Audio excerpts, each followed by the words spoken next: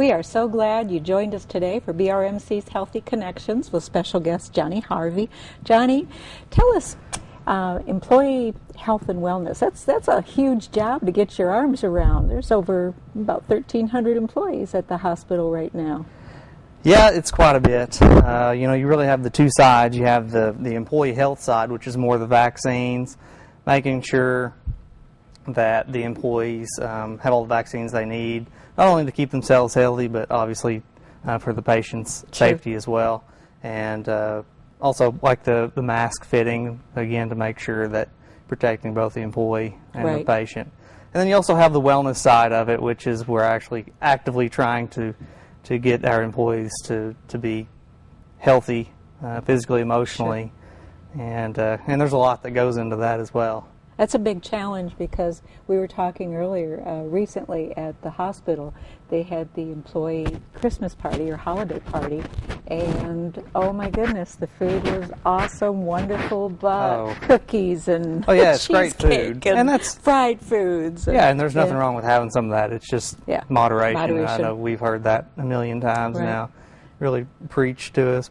It's true. You know, you can splurge a little bit every now and then. Every now and then. Yeah. Well, you came up with a great idea this year for all of the employees if they wanted to join in. This was on the wellness side. Yeah. Talk to us about that a little bit, about that program you've started. Yeah, you're probably talking about the maintain no gain holiday weight challenge. Yeah, that was an idea that we had as a department, and the premise behind it is, for years we heard that most people would gain 5 to 10 pounds during the holidays. Well, I mean, that's a little exaggerated.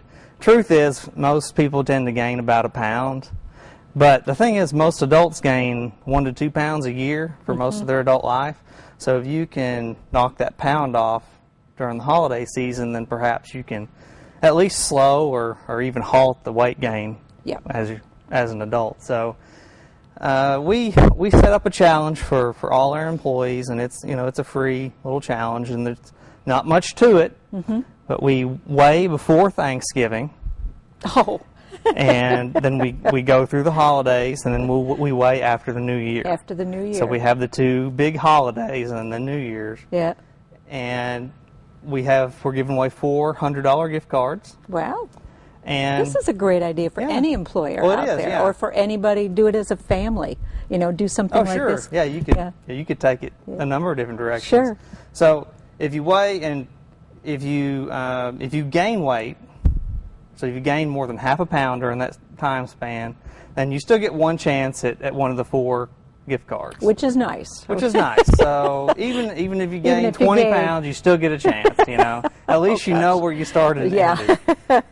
If you maintain your weight, so if you're within a half pound either way, then you get 3 chances at the gift cards. Ooh. All right? Which is really good.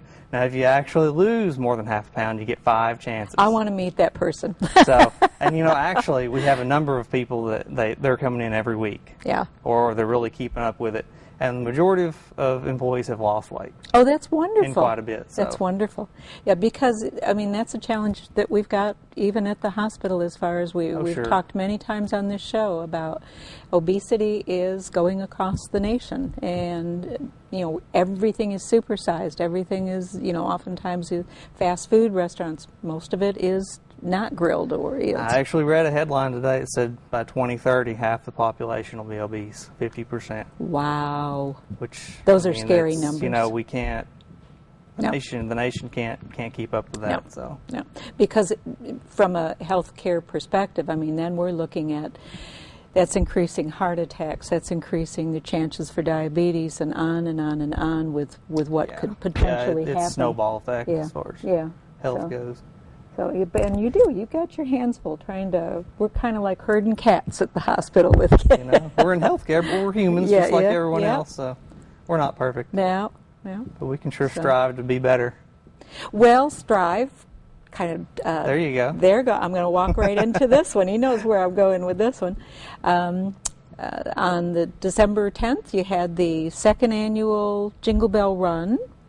And the proceeds from that went to help support the community houses. Community houses. So, and I understand that it was cold, but sunny day. So. Yeah, you know, last year with the first annual, I believe it was upper 20s, and we thought that was cold. And then little this year, did you know. And then this year it was a few degrees less than that. But we had a little better turnout than last year. Great. We had almost 90 the first year, and so each year we're looking to increase that just a few. Yeah.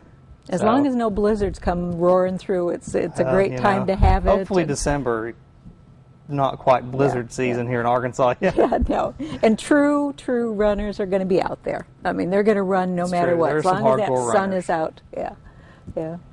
So that's one way. So exercise is absolutely one way that you can help keep that weight off or get it down, even lower than what it was. And on this too, I know they had a whole thing for families and walking, and it was something for everyone out there. We did. You could walk or run, and we had medals, awards for both categories. Of course, the age groups and male and female. And we have special rates for families. So if you have a family of 10, you can get a great deal. Pretty darn good deal, right? If you want to brave the cold, get out there. Come on, kids, we're going out. So, plus, all of the proceeds are going to excellent causes.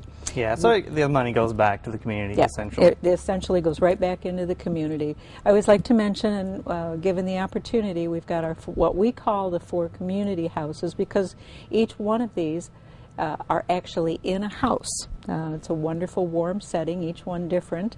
And we've got the Pites Cancer Support House, the Rappel Diabetes Learning Center, the Maruck Family Center on Aging, and the Schliemann Center for Women's Health Education. So each one of those help the community in a variety of different ways. So, and most of the support groups, information, everything that they offer is free. So, but it takes the monies that come in that are donated for things from things like the Jingle Bell Run to keep the doors open. Yeah, and we appreciate the support, definitely. And we always appreciate this community gets behind the hospital in so many ways, and we're so grateful, so blessed. So, what else? I'm thinking if, let's say, some younger folks getting ready to graduate from high school, heading off and deciding what they want to do when they grow up, so to speak. Good luck. Yeah, exactly. And heading off to college. Now, what does it take to become a director of employee health and wellness? What's your background? My background in college was exercise physiology and nutrition. Okay. And so, you have anatomy and physiology courses, a lot of courses that pertain to exercise, health facility management, that sort of thing. And when I graduated, and in school I did some research as well, when I graduated I actually went to work at UAMS. So I got to see a little more of the actual medical side. And so you kind of combine all that, and it was the right background for employee health and wellness. See, this is it's wonderful, because we're often asked, when kids are trying to make these decisions, they're just not aware of all the opportunities in healthcare that are available to them. I think they're still thinking it's the traditional, I need to be a doctor, I need to be a nurse. So, and that is part of it, could be, but I mean, I can think of a variety of nurses who have such expertise, for instance, in the arena of computers, that no longer do any hands-on patient care. So, right. Yeah. Yeah, and there's the whole clinical informatics side now. Sure. And part of it is some of the jobs that you may be qualified for don't exist yet. Exactly. And that's what we're seeing now. Yeah. Hold that thought. We got to take a break, and we will be right back. I want to get back into jobs that are out there that don't even exist yet. We'll be right back.